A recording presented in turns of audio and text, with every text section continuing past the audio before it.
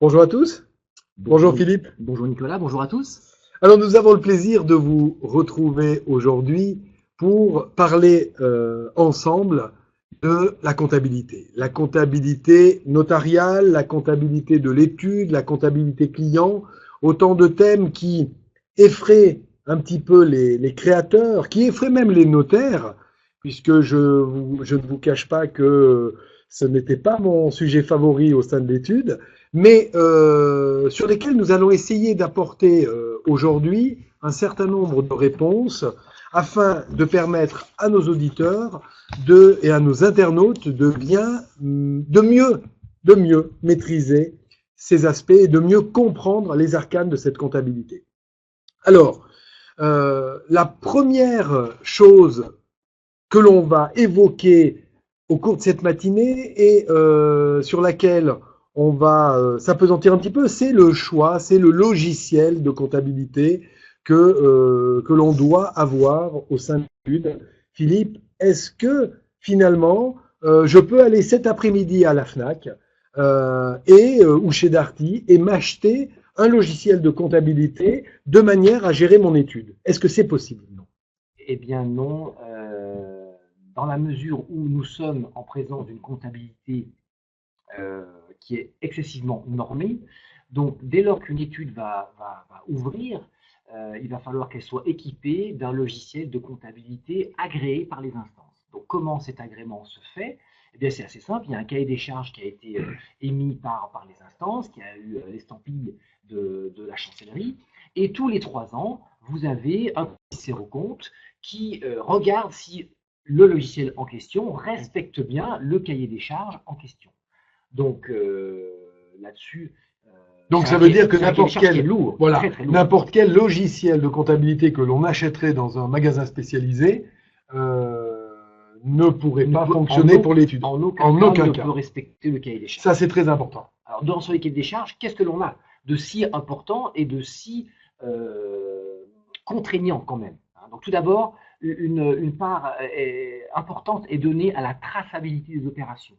Les études de notaire maintiennent beaucoup de fonds et on le voit, c'est un domaine qui est très très utilisé par les inspecteurs Oui.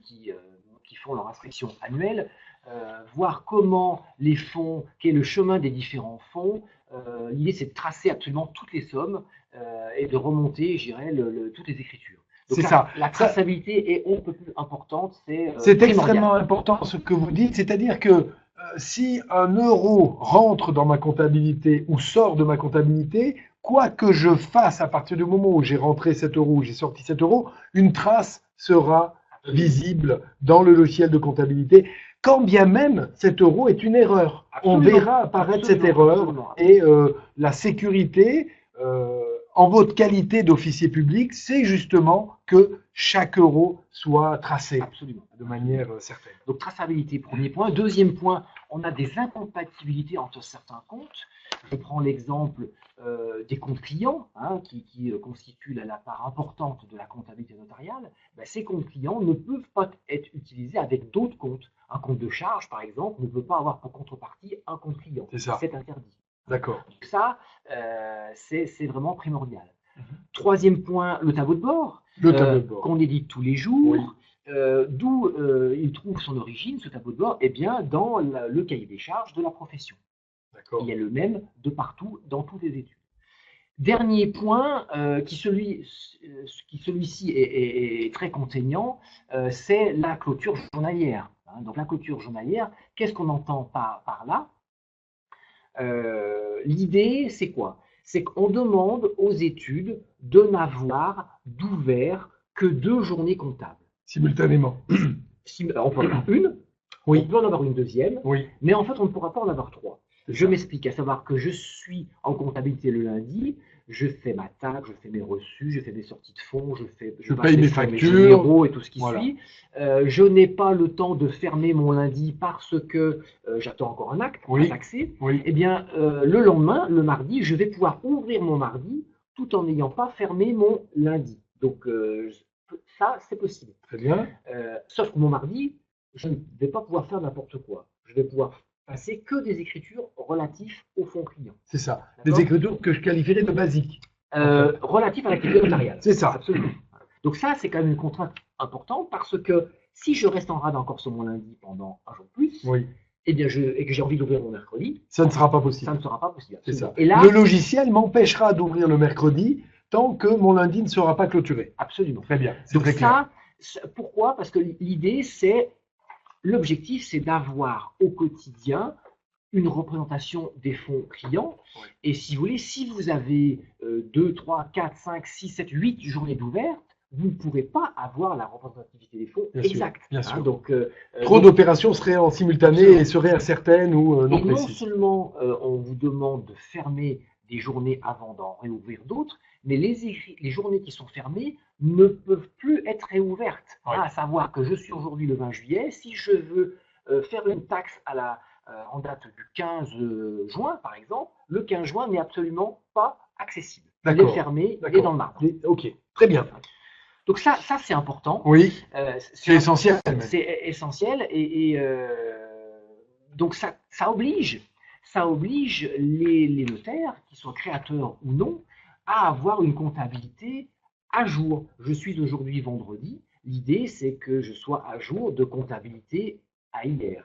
Ça signifie que donc, en ma qualité d'officier public, de notaire et de chef d'entreprise, finalement, je dois absolument vérifier et valider que ma comptabilité est en permanence à jour. À jour, absolument. Je dois être à même de garantir les fonds clients et je ne peux le faire que si j'ai une compta à jour. C'est ça. Je suis vendredi, je dois remettre un prix de vente aujourd'hui parce que j'ai une signature. Si ma comptabilité est restée en rade à lundi dernier, je n'ai pas du tout de visibilité sur ce qui a pu être fait sur le mardi, le mercredi, le jeudi.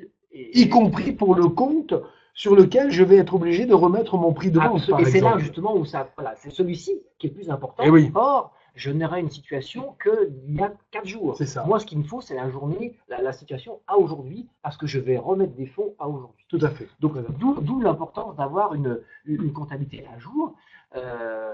L'autre point qui est plus technique, mais qui est essentiel, c'est dans la mesure où on n'est pas à jour en comptabilité, eh bien, on ne peut pas effectuer de virement CDC via le logiciel. À savoir qu'aujourd'hui, je veux faire un virement, on est vendredi, si je ne suis pas à jour de compta, eh bien, je vais devoir faire un virement via CDC NetED. Donc mon virement va être fait, sauf que derrière, ça va m'obliger de saisir ce virement. Donc double travail. Alors que si je suis à jour, eh bien, mon virement, je vais pouvoir le déclencher à partir de mon logiciel comptable, à recevoir l'avis d'opérer, et surtout l'écriture est chaînée. Donc l'écriture se fera dans la foulée automatiquement. Donc un gain de temps terrible. C'est sûr. Ok, alors Philippe, les grands principes de la comptabilité notariale, quels sont-ils aujourd'hui et à quoi devons-nous faire extrêmement attention dans un tel contexte?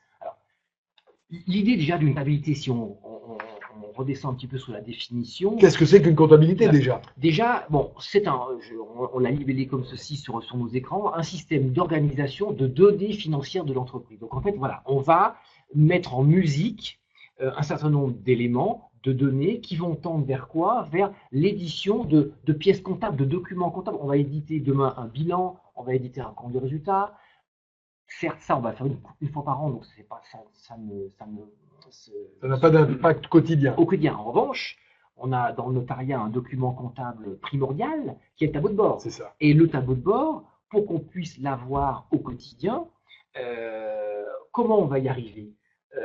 Faut pas oublier qu'on a quoi? D'un côté, on a des pièces comptables, qui sont les factures, qui sont les reçus, qui sont la taxe, qui sont des documents qui sont physiques, papier, et on va me demander d'éditer un tableau de bord. Et donc le lien entre ces deux éléments, entre les pièces comptables que je reçois et les documents de sortie, le seul lien entre les deux, les états financiers, le seul lien que j'ai entre les deux, ça va être quoi? Ça va être l'écriture comptable. C'est le train, je dirais. Alors, avant qu'on détaille un petit peu l'écriture comptable, Philippe, pouvez-vous nous dire précisément quels sont ces états financiers et quels sont ceux qui sont importants? Alors, le plan comptable prévoit les documents obligatoires comptables sont le bilan de l'année, le compte de résultat et l'annexe qui est un document en complémentarité du bilan qui explique, je synthétise un petit peu à outrance, mais qui explique certains éléments du compte de résultat D'accord. et du bilan. Très bien. Donc ça, grosso modo, on le fait au 31-12, ou plutôt à chaque fois qu'on arrête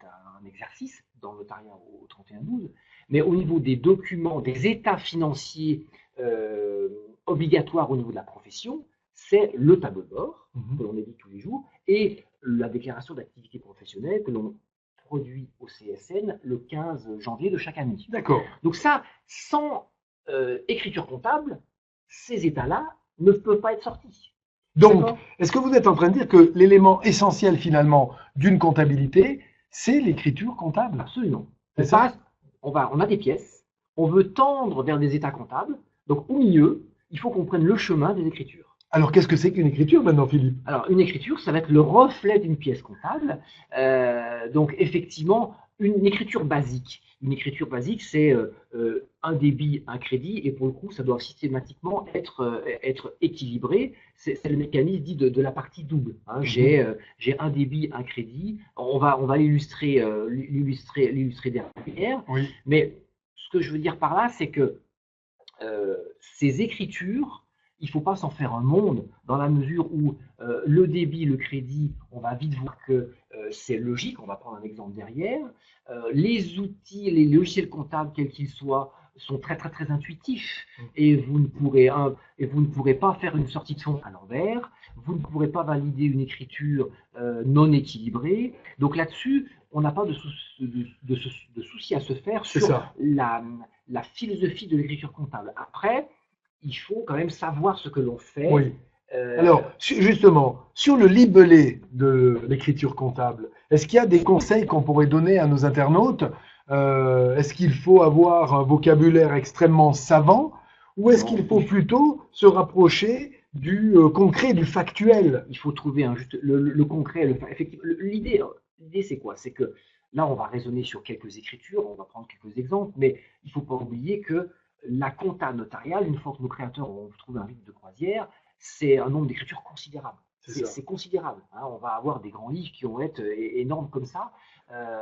Et donc, pour le coup, dès lors que l'on veut retrouver quelque chose, dès lors qu'on veut tracer quelque chose, si on n'a pas un bon libellé, est-ce qu'on peut tout de suite plus compliqué. Oui. Est-ce qu'on peut faire un petit parallèle avec l'email et l'objet de l'email? Bien sûr. Je n'ai pas un objet d'email satisfaisant, compréhensible ou même identifiable facilement. Je ne vais jamais retrouver cet email. Eh bien, c'est la même chose en écriture comptable. Il faut que l'on ait quelque chose qui soit cohérent et facilement identifiable et retrouvable. Alors, c'est vrai qu'on va avoir le montant, on va avoir la pièce comptable qui va nous permettre on pourra tout, mais le libellé est important. Bien sûr, si vous mettez à chaque fois achat, bon, bah, ça n'a aucune valeur ajoutée. C'est ça, il faut bel et bien quand même qu'on identifie un petit peu les choses. Tout à fait.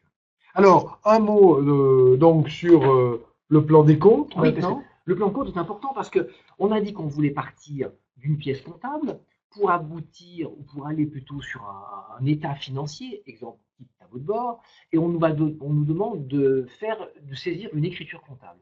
Et comment je vais faire? Mais oui, parce que finalement, vous nous dites qu'on va avoir énormément d'écriture comptable, Philippe. Mais je vais être complètement perdu, moi, dans quelques mois. Et oui, et donc l'idée, on a un appui important qui est le plan comptable ou le plan de compte. C'est grâce à ce plan de compte qu'on va quand même pouvoir un petit peu s'y retrouver. C'est un référencement finalement? Complètement. D'accord. Complètement. On a le plan comptable notarial issu du plan comptable général à classifier un petit peu les éléments comptables que l'on va devoir saisir. Donc on a cette classe, hein, pour faire simple, cette classe.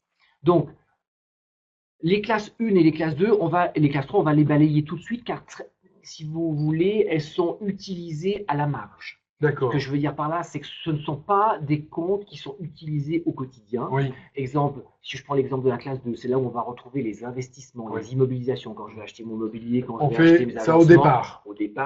Donc là, dans bon nombre de cas, c'est l'expert comptable qui le fait. D'ailleurs, il faut que ce soit ça, parce que si jamais c'est le candidat, c'est une période de temps terrible. Donc, allons à l'essentiel. Donc, c'est l'expert comptable qui va s'y coller. Au niveau, pareil, je souscris un emprunt, je reçois les fonds, c'est une fois, pas dans ma vie, mais c'est une fois tous les 3, 4, 5 ans que je reçois un emprunt. Donc, du coup, pareil, ça reste exceptionnel. Le capital social d'une société ou l'apport d'un notaire lorsqu'il constitue son office, pareil, c'est au tout début. Oui. Une fois que c'est fait, On ne touche plus. Ouais, Donc, ça. toutes ces classes-là, elles ont quand même une certaine régularité, à savoir que le notaire qui va faire un prélèvement pour vivre, il va toucher une fois par mois un compte de classe 1. Oui. Un remboursement d'échéance de prêt, Oui. on va l'avoir de manière mensuelle. Bien sûr. Mais ça, une fois qu'on a compris le système, c'est relativement simple, mais on n'est pas dans des écritures au quotidien. D'accord ? Après, nous avons des classes qui sont, elles, là pour le coup, c'est vraiment les classes 4, 5, 6, 7. Là pour le coup, c'est là où tout commence. Oui. La comptabilité notariale, pure et dure, oui. au quotidien, elle touche systématiquement des comptes de classe 5, trésorerie, des comptes de classe 4, de tiers, et des charges et des produits. Très bien. Vous pouvez nous donner un exemple, Philippe, pour nos internautes, de manière à ce qu'on visualise un petit peu mieux? On va effectivement le voir, mais avant d'évoquer cet exemple, oui. je voulais qu'on regarde ce tableau, car on dit que l'on a effectivement un plan de compte, on dit que l'on va tendre sur des états comptables. Là, je vous ai mis le compte de résultat et le bilan. Et tout de suite, si on a en tête de quel compte, ou plutôt de quelle classe sont constitués ces deux états, ça permet, je dirais, un petit peu d'avancer dans sa tête. Je m'explique. On a le compte de résultat. On sait que le compte de résultat, c'est les produits et les charges. D'accord ? Donc, ça va déterminer forcément le bénéfice. Bien sûr. Donc, ça veut dire que si je dois demain recevoir une facture, eh bien, je vais forcément devoir toucher forcément des comptes issus de ce tableau numéro 1. Et dessous, on a le bilan où là, on ne raisonne pas du tout en termes de produits ni de charges, on va raisonner plus en termes de créances et de dettes. À savoir, là, les clients qui nous doivent de l'argent, ça va être ici. Mon solde bancaire, ça va être là. Les dettes que je vais avoir auprès d'un fournisseur ou d'un confrère, ça va être là. D'accord ? On n'est pas en notion sur le bilan de produits et de charges, on est plus en notion d'engagement et de créances. D'accord. Alors, donc ça, il faut l'avoir en tête parce qu'on va y faire souvent référence. D'accord. On peut d'ailleurs y faire référence tout de suite. Ben oui, faisons. Je reçois une facture. On a une facture, aujourd'hui, ce matin au courrier, on a reçu une facture de fourniture de bureau, par exemple. D'accord. Cette facture de fourniture de bureau, je vais la saisir. Déjà, qu'est-ce que c'est cette facture ? C'est une charge. Exactement. C'est une charge. Donc déjà, ça veut dire que si c'est une charge, si je me remémore un petit peu les deux tableaux qu'on a sous les yeux, sans forcément être le cadre en comptable, je vais savoir que je vais devoir. En classe 6. Eh bien oui, parce que c'est une charge. Très bien. Donc ça, c'est le premier élément. Premier élément. Mais est-ce que c'est qu'une seule charge ? Ben non, en fait, si c'est une charge, mais ça veut dire que c'est une dette également. C'est une dette de l'entreprise. Parce que je reçois ma facture ce matin, je vais la comptabiliser, mais pour l'instant, je ne l'ai pas payée. Donc, c'est certes une charge, mais c'est aussi une dette. Donc, du coup, si je reprends encore mon tableau ici, mes dettes, elles sont où ? Elles sont ici. En classe 4. Elles sont en classe 4, et c'est un compte de bilan qui va être touché. Alors, si je résume simplement, je reçois ma facture de fourniture de bureau, cette facture, pour la rentrer dans ma comptabilité, va impacter d'une part le compte charge de la classe 6, d'autre part le compte dette de la classe 4. Et ben voilà. On a une écriture, un débit, un crédit, on est équilibré, on a touché le compte de résultat, on est venu tirer par le bas notre bénéfice. C'est ça. On est venu augmenter nos dettes parce que j'ai reçu ce matin une facture au courrier, donc je suis parfait. Oui, vous avez dit quelque chose de très important, c'est-à-dire qu'on la retrouve, cette facture, en débit au compte charge, classe 6, en crédit au compte dette, classe 4. Absolument. C'est ça. On a respecté l'équilibre d'une écriture entre un débit et un crédit. On a respecté le fait qu'on avait d'une part une charge, de l'autre une dette. Donc on a fait une écriture. Oui. On avait une pièce. Il fallait qu'on constate la charge et la dette. Comment on l'a fait ? Eh bien, on a passé une écriture et en utilisant les bons comptes, on est allé toucher les bonnes cases des états, on va dire. Et on est bien équilibré entre débit et crédit. Absolument. Très bien. Alors, on l'a illustré, là on est carrément sur un schéma comptable pur et dur. Je retrouve ma facture de fourniture de bureau de 500 €. Donc là, tout à l'heure, on s'amusait à mettre les sommes sur certaines cases des états. Là, vous avez les écritures comptables tel que, alors, on a fait abstraction de la TVA, bien sûr, pour simplifier les choses, Oui. mais je vais bel et bien avoir, alors, c'est là où on va plus loin, c'est quand on dit que c'est une charge, c'est bien, mais si je prenais uniquement un compte de classe 6 que j'appellerais charge, Oui. j'aurais effectivement mon bénéfice. Oui. Mais au niveau de la gestion et de l'analyse, c'est un petit peu, Un peu léger. un peu léger de Oui. dire que j'ai 500 000 euros de charge. Comment ces charges sont ventilées? Ah ben, je ne sais pas. Oui, Eh ben si. On va pouvoir, avec le plan de compte, ventiler toute cette série de charges. Donc, les fournitures de bureau ont leur propre compte. C'est ça. Le téléphone a son propre compte. Les maintenances. Alors, ce sont des sous-catégories des classes. des différentes classes. Absolument. En fait. Absolument. C'est ça, pour nos de même pour les dettes, nous allons avoir une dette fournisseur, c'est le compte 401 qui est mentionné ici. Oui. Mais si vous avez une dette vis-à-vis d'un salarié parce que vous êtes en passe de payer ses salaires, si vous avez une dette vis-à-vis de la CRPCN parce que vous êtes en passe de payer votre 4%, on va avoir un compte de classe 4.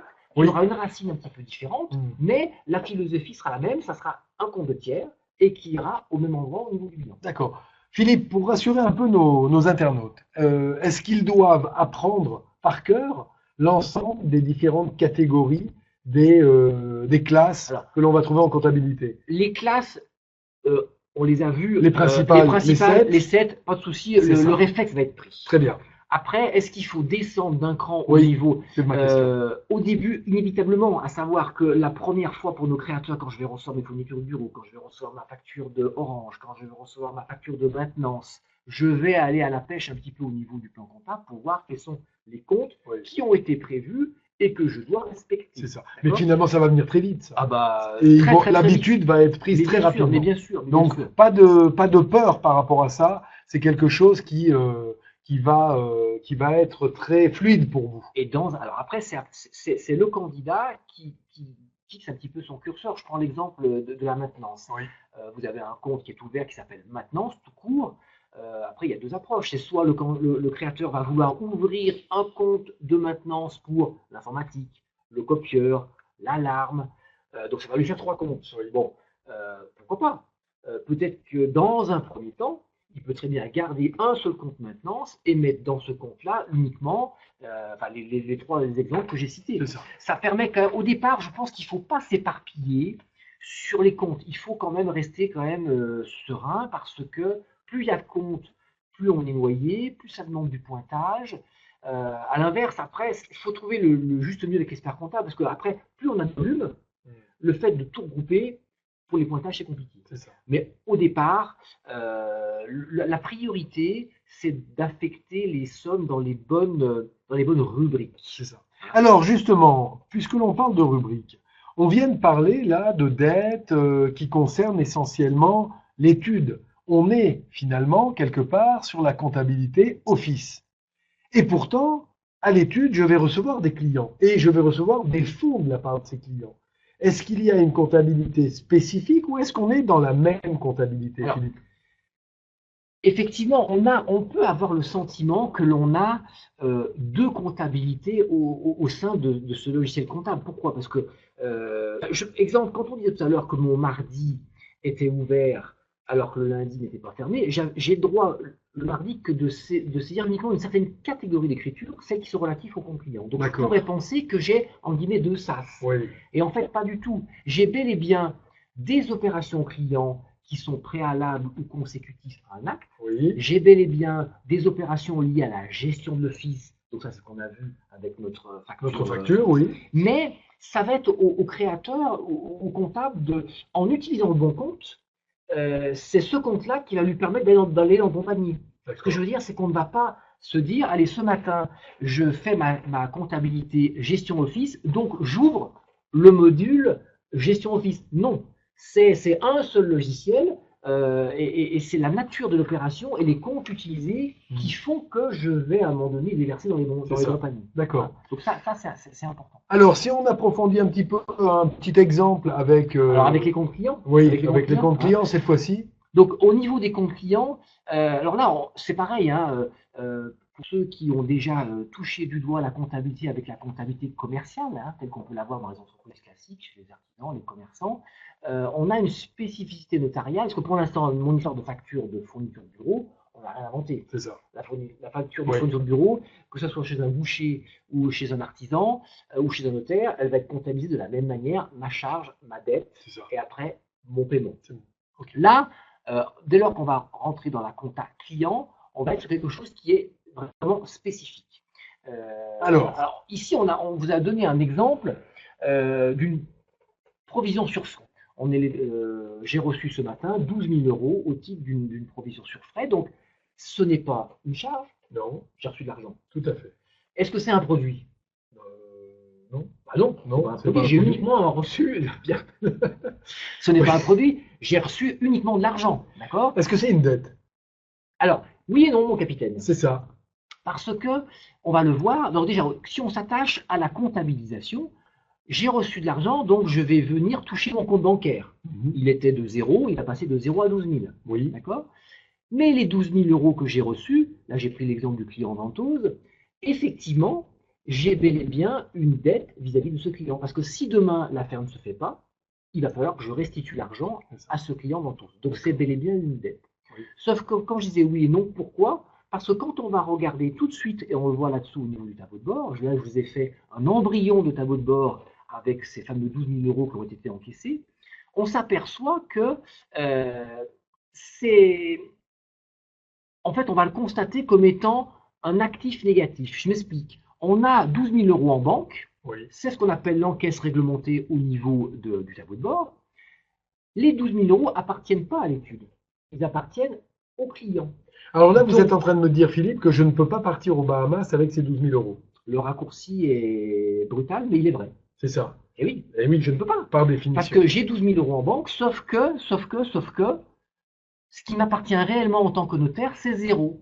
Pourquoi? Parce que les 12 000 que j'ai, ils appartiennent au client. C'est ça. C'est le client qui a versé, à titre de provision sur frais, 12 000 €. Et c'est pour ça que cette ligne C, on le reverra tout à l'heure au niveau du tableau de bord, ne doit jamais être négative. Si elle est négative, ça veut dire que je ne suis pas capable d'assurer le paiement des fonds clients. Je ne garantis pas les fonds clients. C'est ça. Ça, c'était essentiel. C'est essentiel. Dans le fonctionnement. Très bien. Alors, là, j'ai pris l'exemple de je reçois une provision sur frais de 12 000 €. Et donc, ça, c'est le quotidien des études, des créateurs. Oui. Hein, je reçois des sommes et le lendemain, j'ai une autre opération sur cette même affaire. On me demande de régler un tiers. D'accord? J'ai 3 000 € à régler. Dans ma provision sur frais, je vais, par exemple, avoir à régler une fiscalité. Exactement. Hein, puisque je suis collecteur d'impôts. Donc, alors, cette fiscalité, est-ce que c'est une charge? Est-ce que c'est une charge? Oui. Non, c'est une dette. Non plus. Qu'est-ce que c'est? Est-ce que c'est une charge de l'étude? Ah, c'est une charge de... Ah non, et voilà, non, bien sûr. Non. Ça, ma question était pardon. Est-ce une charge de l'étude? Non, ce n'est pas une charge de l'étude. Si ce n'est pas une charge de l'étude, oui. À aucun moment donné, je touche un compte de classe 6. C'est ça. Par contre, je paye quelque chose pour le compte d'un client. Le client, c'est ça. J'ai comme un compte courant, je dirais, en caricaturant à outrance. Donc, j'avais 12 000 € sur le compte du client, et bien je vais me servir de ces 12 000 € pour régler les 3 000 € Exactement. à un tiers. Ça peut être ma TVA, une TVA, ça peut être des droits d'enregistrement, ça peut être de la plus-value, ça peut être plein de choses. On comprend immédiatement pourquoi, je disais tout à l'heure, vous me répondiez tout à l'heure, non, vous ne pouvez pas partir aux Bahamas. Et ben là, avec les 12 000. Pas plus. Pas plus. Et non. Et on va le voir encore, après on ne pourra pas non plus avec les 9 000. J'anticipe un petit peu. Non, mais là, effectivement, avant, j'avais ma ligne C qui était. J'avais 12 000 en banque, mais il n'y avait rien qui m'appartenait. C'est ça. Là, la voilure a été un petit peu réduite parce qu'effectivement, j'ai réglé quelque chose pour le compte de quelqu'un, donc mon compte bancaire est plus faible, mais ma ligne C n'a pas bougé d'un centime. Oui. Hier, mon client, si l'affaire était terminée, je devais lui rendre 12 000, je les avais. Aujourd'hui, si l'affaire se termine aussi, je lui dois 9 000, je les ai aussi. Donc, tout va bien, ma ligne C est toujours cohérente. Elle est toujours positive. Voilà. Exactement. Ça, c'est extrêmement important dans votre quotidien, Philippe le rappelait. Et en termes de déontologie, soyez extrêmement vigilants sur cet aspect des choses, parce que ça voudrait dire, si cette ligne était négative, que les fonds clients ont été utilisés pour une autre fonction que leur destination client, justement. Donc attention, les warnings doivent être en permanence allumés sur cette ligne. Et en caricature, elle n'est négative que si le notaire prélève trop. C'est ça. Parce que quand on s'aperçoit que je reçois de l'argent d'un client, c'est ce que j'ai fait là avec mes 12 000, je ne peux pas être négatif. Oui. Je paye quelque chose pour le compte d'un client, exemple, je ne peux pas être négatif. Non, tout à fait. Je vais taxer, on va le voir derrière, je ne peux pas être négatif. Exactement. Au contraire. Je reste dans la limite de ces 12 000 euros. Si je deviens négatif, c'est qu'à un moment donné, j'ai fait un chèque pour le sortir du compte bancaire, pour le mettre sur le compte de gestion de l'étude. C'est là où je mets dans le rouge. Eh oui. Mais au niveau, dès lors qu'on reste cohérent au niveau de l'équilibre de la compta client, on ne peut pas être négatif. C'est ça. OK. Alors la taxe. La taxe, on reprend cet exemple où j'avais mes 12 000, j'ai réglé un tiers, donc je descends à 9 000, et je signe mon acte et j'ai 5 € de taxes à effectuer. C'est le même principe. Tout à l'heure, je réglais 3 000 € pour le compte d'un tiers, plus-value ou quoi que ce soit. Là, j'ai 5 000 € à prélever. C'est ça. J'ai 5 000 € à prendre. C'est ce que j'ai gagné finalement. Exactement. Cette fois-ci. Donc vous voyez que sur les 12 000 € que l'on avait tout à l'heure et qu'on pouvait imaginer avoir, je vois que Eric Luc me signale que la météo aux Bahamas n'est pas très bonne, donc on ne pourra pas y aller tout de suite. En tout cas, je n'ai pas 12 000 € pour aller aux Bahamas justement, mais j'ai 5 000 €. Et avec ces 5 000 €, cette fois-ci, je pourrais envisager de partir puisque c'est la rémunération qui me revient. Donc, je taxe. On est d'accord que je n'ai pas. La Caisse des dépôts ne sait pas quand je taxe. C'est ça. On ne touche pas le compte bancaire. Et l'exemple ici est flagrant. J'avais 9 000 € en banque, je ne les ai pas touchés. Absolument. Je taxe 5 000 €, donc je les prends où? Donc, je les prends là où il y a de l'argent, sur le compte client, c'est-à-dire là où il y avait mes 9 000. Oui. Donc, effectivement, je vais venir tirer par le bas mon solde de compte client. Et plutôt que de payer ces 5 000 à un tiers, ou plutôt aussi de me faire un chèque, oui. Je vais constater dans un premier temps un produit. Et c'est là, parce que là, pour le coup, le fait de taxer, là, effectivement, c'est bel et bien un produit. C'est ça. Tout à l'heure, j'avais ma charge avec ma facture que je recevais. Là, je taxe, donc j'ai un produit. Donc, qui dit produit, rappelez-vous, mon tableau compte de résultat, oui. C'était un compte de la classe 7, le voici. C'est ça. Qu'est-ce que c'est que ces 5 000 € en fait? Eh bien, c'est du chiffre d'affaires. Absolument. C'est le chiffre d'affaires que j'ai réalisé. Attention, ce n'est pas du bénéfice. Il faut être très vigilant là-dessus, puisque c'est grâce à ces 5 000 € qui constituent du chiffre d'affaires que je vais payer la facture. Par exemple, tout à fait, les charges en fait de l'étude. Donc c'est grâce à la constitution de ces émoluments et de ce chiffre d'affaires que je pourrai régler les factures, régler les salaires et une fois que j'aurai payé toutes mes charges, prélever pour mon propre compte pour aller aux Bahamas cette fois-ci. C'est ça. Au niveau du tableau de bord, donc ici on a l'écriture comptable qui est la même que l'histoire de mes 3000 sur l'écran précédent, sauf qu'on est venu toucher un compte de produit du fait de la taxe. Mais l'incidence sur le tableau de bord, ici on le voit très très bien parce que mon compte bancaire, je l'ai dit, ne touche pas, ma caisse des dépôts n'a pas été informée que j'ai taxé, donc je suis toujours resté à 9000. Mon compte client, lui, a bougé. Si je n'avais pas taxé, je lui aurais rendu 9000, oui. Sauf que j'ai taxé. Eh bien, son compte client, si je dois le solder, je lui dois 4 000. C'est ça. D'accord ? Donc, ces 4 000-là, je ne peux pas les prendre oui. parce qu'il va falloir que je les restitue. Absolument. Donc, 9 000 moins 4 000 fait que là, eh bien, comme par hasard, ma ligne C, il y a eu un effet de levier. Le fait d'avoir taxé a fait que il y a un abus de langage qui est fait. Certains comptables disent je taxe, donc je me fais de la trésorerie. C'est vrai. Je suis passé de 0 à 5 000, à savoir qu'aujourd'hui, là, les 5 000, je pourrais très bien dire, je me fais un chèque, je l'enlève de mon compte CDC client pour le mettre sur mon compte Office classique, et là, je pourrais aller au Bahamas. Voilà. Très bien, très bien. Donc voilà. Alors, si on continue un petit peu, enfin, pour terminer sur le tableau de bord, peut-être. Alors. Je pense qu'on est clair, on a fait le tour au niveau des opérations, des écritures. Au niveau des écritures. Oui. Alors, le tableau de bord, effectivement, ça c'est important parce que chaque fois, vous avez vu, les écritures courantes de charges, on va vite les maîtriser et elles sont quand même peu. Il n'y a quand même pas beaucoup. Au début, on a quelques factures, ce sont toujours les mêmes. En revanche, le quotidien, c'est quoi? C'est ça, c'est ce qu'on vient de voir. c'est le fait de recevoir des fonds, le fait de verser des fonds, le fait de taxer. Et donc ça, systématiquement, dans la mesure où on touche la compta client, eh bien, ça a un impact sur le tableau de bord. D'accord ? Alors, le tableau de bord, ce qu'il faut savoir, c'est que ce tableau de bord, beaucoup le regardent uniquement la première page. Parce que c'est la première page du tableau de bord, c'est celle-ci. Hein, c'était mes zéros avant et c'est mes 5000 après. Ça, c'est la première page du tableau de bord. Mais il n'y a pas que ça. Hein, il y a au total 4 pages. Donc, vous avez l'argent que vous avez dehors, vos créances, vous avez vos dettes, vous avez votre bénéfice, vous avez l'historique de vos produits, vous avez l'historique de vos charges, vous l'avez de manière mensuelle, vous l'avez en cumul depuis le 1er janvier. C'est une mine d'or, ce tableau de bord. Et en plus de ça, il est édité, je l'ai dit tout à l'heure, tous les jours. Donc, tous les jours, le notaire peut, à condition d'avoir une compta à jour, on a vu qu'il le fallait, on peut vraiment piloter son étude et vraiment avoir un recul exceptionnel sur on est dans la boîte. On est vraiment dans la position du chef d'entreprise, du notaire chef d'entreprise, et comme l'a dit très bien Philippe, on pilote au moyen d'un certain nombre d'éléments, d'un certain nombre de chiffres qui me permettent de regarder qu'est-ce qui se passe au sein de cette entreprise et comment ce bateau entreprise avance dans la mer. Est-ce que c'est difficile? Est-ce que c'est plus facile en ce moment?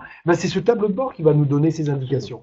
Donc, il est très important de bien savoir le lire et de bien le comprendre, en fait, au quotidien. Alors, un tableau de bord, pour qu'il soit juste, fiable, cohérent, il faut respecter un certain nombre de choses.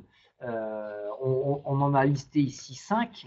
Bon, le fait de taxer les actes sans délai, oui. Si jamais, je peux très bien être un jour de comptabilité au sens compta client, mais si j'ai mon acte de la semaine dernière, je ne l'ai pas taxé, mon tableau de bord, pour le coup, c'est... Taxer, ça signifie facturer. Absolument, ne l'oubliez pas. Absolument. Donc, l'objectif d'une entreprise est de générer du chiffre d'affaires. Pour générer du chiffre d'affaires, il faut signer des actes, il faut les taxer, ces actes. S'ils ne sont pas taxés, le chiffre d'affaires n'est pas créé dans le bilan et dans l'entreprise. Donc, taxer les actes sans délai. Pareil pour les factures. Je reçois une facture aujourd'hui au courrier. Si je la mets dans le tiroir, pareil pour demain, pareil pour après-demain. Si j'ai 5 factures, elle n'est pas dans la compta, mon tableau de bord, j'ai un poste de dette, il est faux. Mes dettes ne sont pas bonnes, et mon bénéfice n'est pas bon parce que les charges n'ont pas été constatées. Absolument. Donc, il faut aussi, au quotidien, comptabiliser ces factures à réception.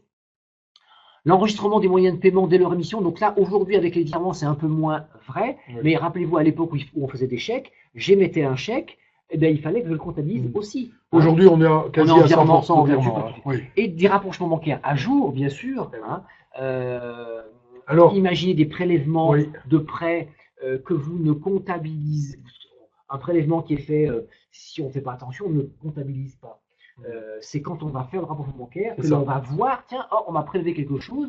Donc, si mon rapprochement bancaire n'est pas fait, eh bien, je vais oublier des choses. C'est ça. Nicolas Wessel nous disait tout à l'heure dans une question, dommage que l'on n'ait pas l'exemple pratique sur FNC, mais effectivement, et notamment sur les rapprochements bancaires, le logiciel effectue et permet à l'utilisateur d'avoir des rapprochements bancaires simplifiés et l'aide à effectuer ces rapprochements bancaires. Alors c'était trop compliqué, Nicolas, d'avoir le logiciel en même temps en parallèle, mais on ne manquera pas de refaire des séances avec ces utilisations-là ou des journées de formation, comme on le dira tout à l'heure. Absolument. Dernier point, et là pour les créateurs, effectivement, il faut qu'ils y pensent et qu'ils se fassent accompagner sur ce point, c'est l'abonnement des charges. L'idée, c'est que vous allez partir d'un résultat proche de 0 et vous allez augmenter, vous allez monter en puissance. Et prenons l'exemple d'une étude qui a un salarié, il va y avoir un 13e mois qui va être à payer pour ce salarié. Ce 13e mois, il tombe au mois de décembre. Donc l'abonnement de charge est là pour lisser ce 13e mois par 12e. On a la même chose au niveau des régularisations de charges, tout ce qui est URSSAF, CSG, RSI. On a possibilité, et ça c'est une préconisation des instances, l'idée c'est de lisser les gros postes qui viennent baisser votre résultat au 31/12. Pourquoi les instances ont absolument voulu que le notaire abonne? C'est parce que au 31 décembre, avant l'intervention de l'expert comptable, on a un certain bénéfice, et on vient tout de suite le baisser Alors que, donc c'est la réalité, hein, on va passer les amortissements, on va passer le 13e mois, on va passer toute une série de choses, et c'est le mois de décembre, voire même des fois le dernier jour, Oui. qui supporte ça. C'est ça. Donc ce qui fait qu'on a un bénéfice qui monte, qui monte, et qui du coup, pour le coup, baisse d'un seul coup. C'est ça. Donc l'idée, c'est d'éviter cette Tout à chute fait, oui. et de l'anticiper au fil des mois. C'est le propre des abonnements de charge. Oui. Le tableau de bord le prévoit, il y a une ligne qui est prévue à cet effet. Tout à fait. Donc ça, c'est important, le tableau de bord. On aura l'occasion d'en reparler, de faire des formations, parce que ce tableau de bord, il faut que vous sachiez le lire, hein, c'est très important, que ce soit au niveau, il n'y a pas que la trésorerie, il n'y a pas que la l'INSEE, il y a aussi toutes les pages que l'on a derrière. Toutes les lignes et toutes les pages, oui, absolument. Ok. Je reviens sur une question, parce qu'en fait, au niveau des classes 3, oui. C'est vrai que dans le notariat, les classes 3, les classes 3 sont les stocks et les encours. Dans le notariat, on a pour habitude, et c'est une préconisation des instants, de ne pas valoriser les stocks dans le notariat, et surtout, alors les stocks, stocks de fourniture de bureau, on va dire, c'est pas grand-chose. Non. Mais là où c'est plus compliqué, ce sont sur les travaux en cours. Et là, pour l'instant, en matière de travaux en cours, on n'a pas de valorisation qui sont faites. Donc là-dessus, il n'y a pas de souci. En revanche, il faut être clair, on s'oriente sur les années à venir sur une comptabilité analytique dans le notariat, et dès lors que cette comptabilité analytique va voir le jour, on peut penser que l'on sera amené à valoriser les travaux en cours lors des arrêtés de compte. Tout à fait. Ok. Un mot pour terminer sur la taxe. Alors la taxe, oui, parce que le tableau de bord, je le disais tout à l'heure, la dernière page est importante parce que c'est le suivi du chiffre d'affaires, le suivi de la taxe. Et les notaires aiment bien, je dirais, parce qu'en plus on a le rappel avec N-1. Donc dès lors qu'on est hypothèse au 10 juin, on a notre taxe au 10 juin, et on sait le chiffre d'affaires, la taxe qu'on a fait le mois de juin de l'année précédente. Donc ça nous permet de savoir ce sur quoi il faut tendre. Et donc cette taxe, c'est vraiment quelque chose qui est très très très important. Il faut le suivre. Est-ce que vous pouvez nous donner quelques pistes, quelques mots? Parce que la taxe, c'est quand même, ça fait partie des choses qui effraient un petit peu les créateurs, dans la mesure où on ne sait pas forcément tout le temps taxer. Et mal taxé, eh bien, ce sont des produits qui s'évaporent. Bien sûr. Ce sont des produits qui s'évaporent. Philippe a raison, il est essentiel de savoir bien taxer. Alors, la taxe, vous l'avez compris, c'est la facturation de votre entreprise. C'est-à-dire, tant que vous ne taxez pas, eh bien, vous ne facturez pas, donc vous n'avez pas de produit qui rentre dans l'étude. Donc, ce n'est pas possible. Chaque fois que vous faites une action, chaque fois que vous faites un acte, mais je vais plus loin aujourd'hui, quand vous donnez des conseils, quand vous faites une analyse patrimoniale, vous devez facturer cette prestation. Le conseil gratuit qui a sa pleine valeur, sa pleine efficacité et que vous allez certainement utiliser régulièrement, peut être positionné aux côtés d'un conseil qui, lui, sera rémunéré. N'oubliez pas que le temps que vous passez a un coût pour l'entreprise et que ce temps passé doit, à un moment donné, être facturé. Il y va également de votre crédibilité. Vous savez, dans le monde dans lequel on est aujourd'hui, dans le 21e siècle, quelle est la valeur d'une prestation gratuite? On le voit de plus en plus aujourd'hui, il est de plus en plus, on s'oriente de plus en plus vers une prestation qui va déboucher sur une facturation. Mais ça vous appartient. À partir de là, savoir taxer, mais c'est extrêmement simple finalement, puisque je peux être capable de faire une taxe rapide en quelques chiffres et quelques lignes. Alors ça peut paraître absolument incroyable, et pourtant, qu'est-ce que j'ai dans une taxe? J'ai des débours et des formalités. Donc ces débours, je peux les chiffrer forfaitairement. Mes formalités, j'ai le forfait formalité de 346 € hors taxe. Donc ces deux lignes-là, déjà, sont facilement identifiables. À cela, je vais rajouter des émoluments proportionnels. Et je vous rappelle que vous disposez tous du guide de la taxe. Je ne fais pas de publicité pour la société Lextenso, mais le guide de la taxe, chacun a entre les mains ce guide. Dans toutes les études, il y a un guide de la taxe qui existe et qui nous permet de savoir si je suis en catégorie S1, COEF 1, en S2, COEF 1 tiers, etc. Donc c'est avec ce guide que je vais savoir où ou taxé. Une fois que j'ai déterminé, donc, en fonction de mon prix, le coefficient de facturation de mes émoluments, si je suis en S1 coef E, je suis à 0,814%, eh bien, j'ai ma troisième ligne. Vous avez vu, débours, formalité, forfait formalité, quelques formalités complémentaires également que je peux rajouter, mon S1 coef 1. À cela, je vais additionner donc l'ensemble des éléments auxquels je vais appliquer une TVA, quatrième ligne. Maintenant, qu'est-ce que je vais regarder? La fiscalité de l'opération. Est-ce que j'ai des droits d'enregistrement? Est-ce que j'ai une TVA? Quelle est la fiscalité applicable à mon opération? Ça, en votre qualité de notaire, vous avez une facilité incroyable à connaître cela, puisque vous l'avez également intégré dans l'acte que vous avez préparé. Donc, tout va bien. On est sur la cinquième ligne.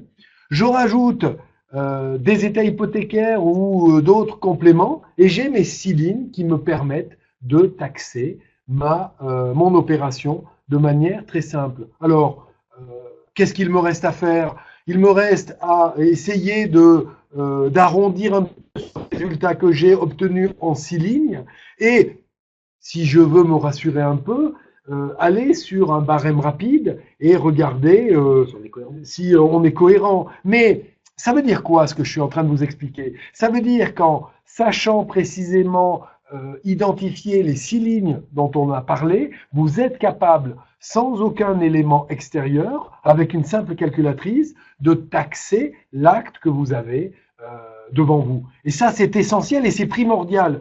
Si vous n'avez pas votre barème rapide, si vous n'avez pas votre guide de la taxe, vous devez être malgré tout capable de facturer un acte. Alors, facturer, vous le savez, on est depuis février 2016 dans le domaine à la fois réglementaire. Février 2016, c'est la réforme du tarif qui a été mise en œuvre. Donc, vous avez la partie réglementée qui est contrôlée, au-delà de laquelle vous ne pouvez pas aller, mais vous avez une autre manière de facturer, bien entendu, qui est la lettre de mission. Et la lettre de mission, qu'est-ce que c'est? Eh bien, c'est nouveau. C'est nouveau pour le coup, puisqu'on n'avait pas ça, sauf que on avait l'article 4, Philippe, qui nous permettait de facturer des choses un peu exceptionnelles, toujours dans le cadre de ce tarif.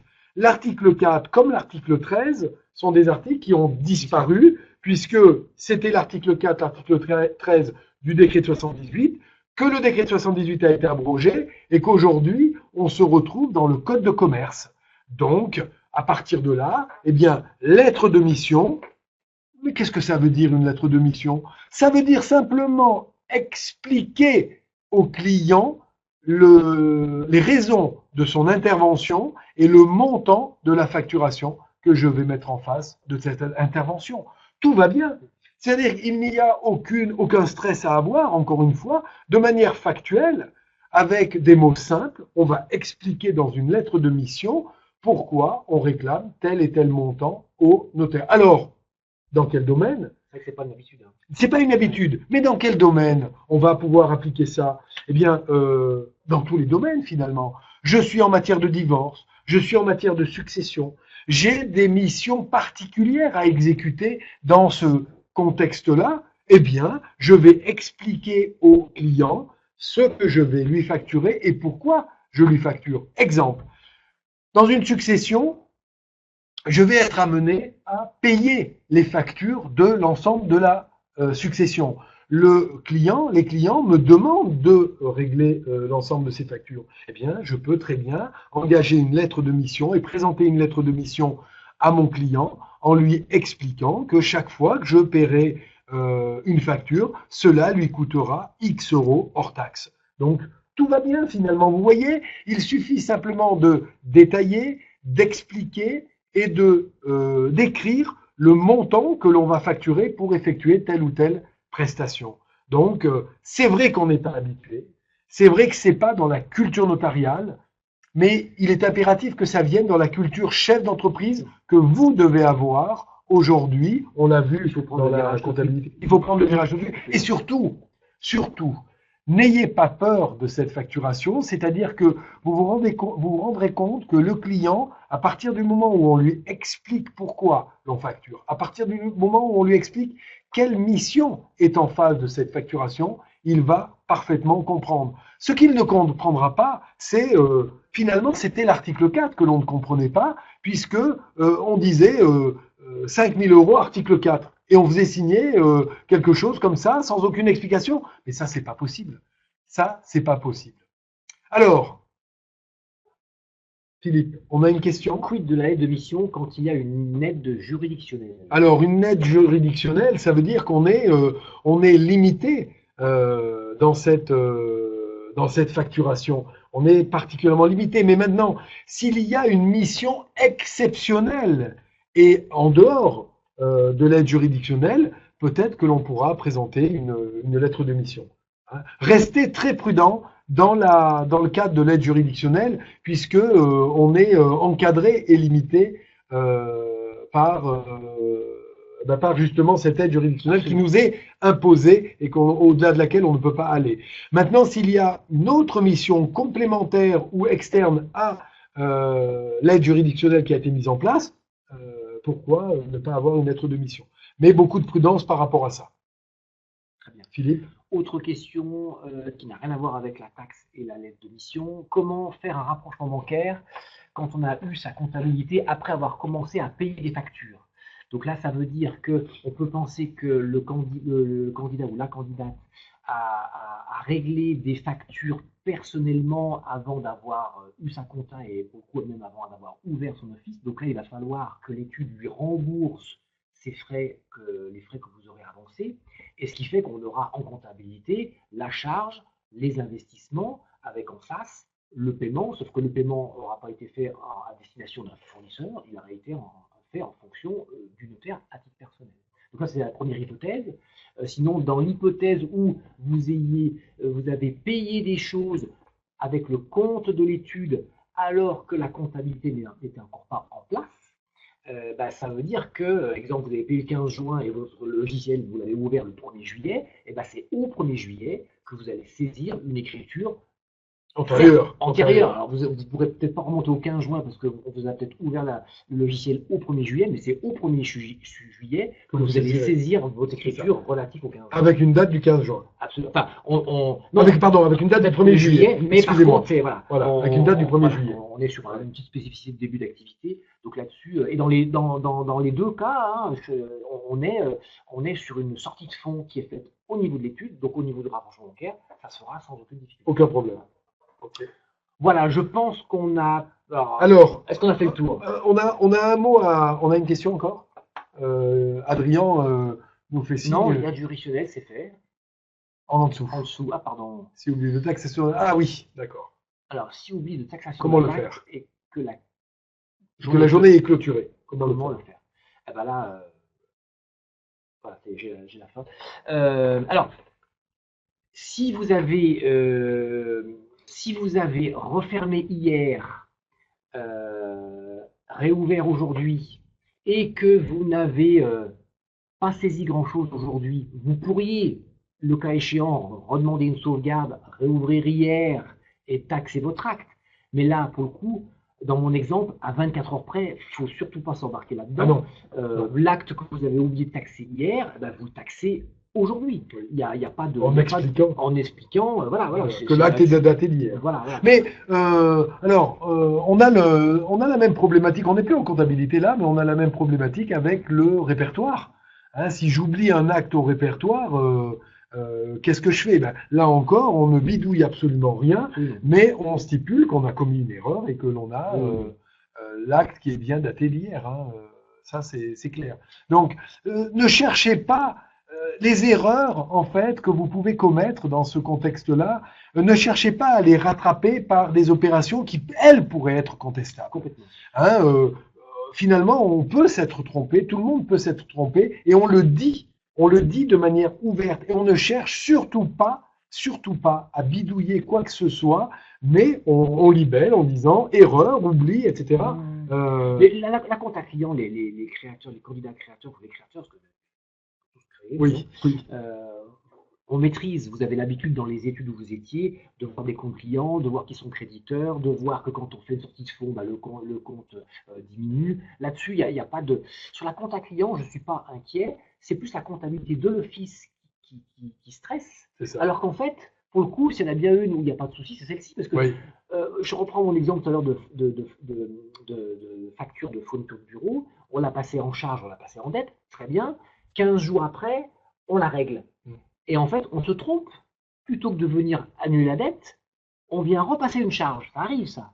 Donc ça veut dire qu'on va avoir un truc un petit peu bancal, à savoir qu'on va avoir 2 fois la charge et on considère qu'on ne l'a pas payé. Ben, on passera une écriture de régularisation. Exactement. Il n'y a aucun souci. Les écritures de régulation sont là pour ça. Alors c'est vrai que du coup, après, ce qu'il faut, c'est effectivement être suivi régulièrement. Mais je pense que tous les créateurs sont accompagnés par un expert comptable. Et effectivement, ce qu'il faut surtout, c'est dès lors que vous avez ouvert, il faut que cet expert comptable vienne vous voir relativement rapidement dans le mois qui suit votre ouverture, dans les 2 mois qui suivent votre ouverture, grand maximum, alors, soit par une présence physique, soit par un envoi de grands livres, pour tout de suite voir s'il y a des mauvaises anomalies. Alors, des anomalies, alors, du coup, mais surtout, à la limite, indépendamment des anomalies, c'est des erreurs qu'il ne faut, du coup, en les touchant du doigt, on ne les refera pas le mois suivant. Donc, ce qui fait que c'est des habitudes qui sont à prendre, et après, c'est parti. Hein. Ne soyez pas trop effrayés, soyez très rigoureux, bien évidemment, avec la comptabilité. Ne soyez pas trop effrayés et surtout, ne pas céder à la panique.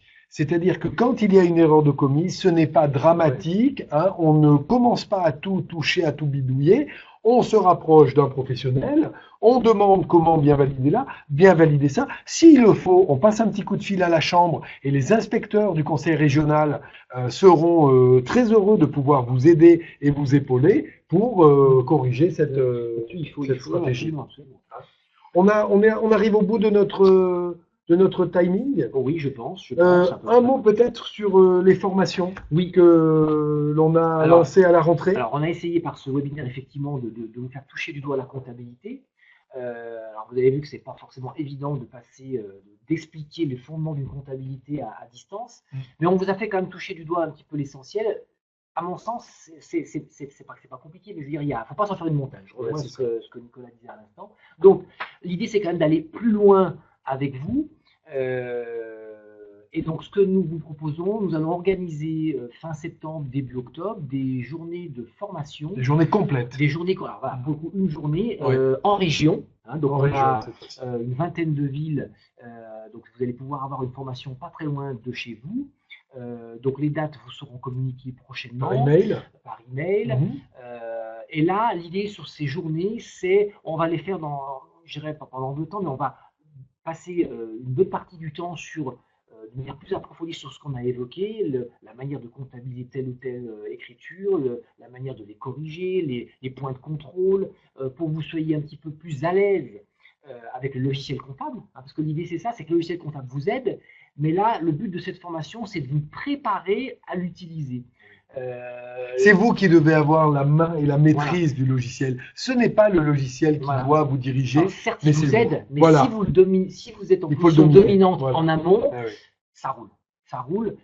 Donc là-dessus, on va vous aider pour. En fait, on va débroussailler le terrain en matière de comptabilité. Donc ça, ce sera la première partie de ces journées de formation. Et puis on aura toute une partie aussi qui sera peut-être un petit peu moins comptable, mais plus gestion, où on a énormément d'interrogations sur, par exemple, les frais de déplacement, comment je me les rembourse, les cotisations sociales que je vais devoir payer, comment elles se calculent, quand est-ce qu'elles tombent, la TVA, quand est-ce que je la paye, comment je la calcule, le tableau de bord, on va le décliner. Là, je ne vous ai pas fait voir le tableau de bord, mais on va prendre le temps de décliner 3-4 tableaux de bord. Voilà. Le quotidien, en fait. Sur de la gestion. On sera sur le quotidien. On sera sur la gestion quotidienne. Eh bien, écoutez, ça a été un vrai plaisir, Philippe, de vous retrouver aujourd'hui pour cette heure. De même. J'ai eu plaisir également, nous avons eu plaisir à avoir nos internautes autour de nous et nous restons bien évidemment à votre disposition. Et pardon, 1000 excuses encore pour les quelques problèmes liés au son que que l'on a eu en début de séance. Et un grand merci à notre technicien favori, Adrien, qui est venu nous aider dans cette difficulté. À très bientôt et passez un très bel été. Merci à vous. Merci Nicolas. À bientôt. Au revoir.